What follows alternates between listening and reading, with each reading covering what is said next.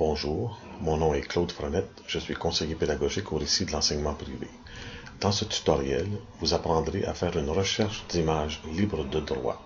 Nous utiliserons le moteur de recherche Google avec ses fonctions avancées et nous utiliserons aussi un moteur de recherche spécialisé, celui du site Creative Commons. D'abord, ouvrons un navigateur. Pour cette fois, j'utiliserai le navigateur Google Chrome, mais cette démarche peut tout aussi bien s'adapter aux autres navigateurs, Internet Explorer, Firefox, Safari, etc.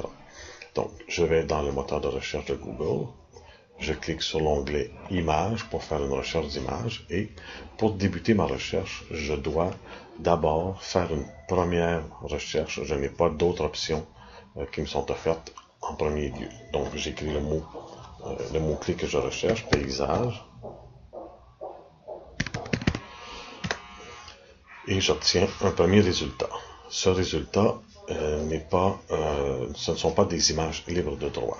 Alors, pour m'assurer que les images trouvées sont libres de droit, je vais aller vers la droite dans la petite roulette d'options ici. Donc, je vais aller dans la recherche avancée. Au bas de l'écran, dans le droit d'usage, je vais choisir une licence. Dans ce cas-ci, je choisis la licence libre de droit d'usage, de distribution ou de modification. Je n'ai pas besoin que les images trouvées soient disponibles à des fins commerciales. C'est pour un projet en éducation. Je lance ma recherche et voilà, les images trouvées devraient normalement être libres de droit. Alors, pour vérifier, j'en choisis une au hasard. Prenons celle-ci et je vais aller consulter la page.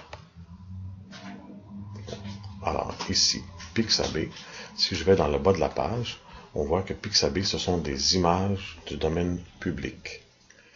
Donc, j'ai le droit d'utiliser cette image sans aucune condition. Si je vais sur une autre image qui aurait été trouvée, je regarde par exemple celle-ci, elle vient aussi de Pixabay, c'est la même condition. Pixabay aussi.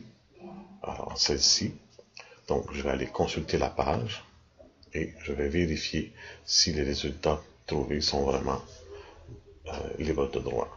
Alors, dans ce cas-ci, je n'ai pas beaucoup d'indications. J'aurais des doutes sur le fait que cette image est libre, je ne l'utiliserai pas, puisque je n'ai pas d'indication me disant que cette image est vraiment libre de droit. Il faut toujours vérifier parce que Google nous fait une recherche, mais ce n'est pas garanti que les résultats de recherche seront totalement libres. Donc, ceci est la première méthode pour trouver des images libres de droit. Deuxième méthode, on utilise le site de Creative Commons, dont l'adresse est search, .creative, commons.org.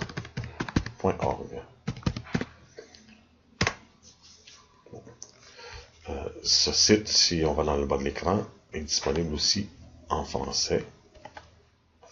Okay. C'est un moteur de recherche qui nous permet de trouver des contenus que vous pouvez partager, utiliser et remixer.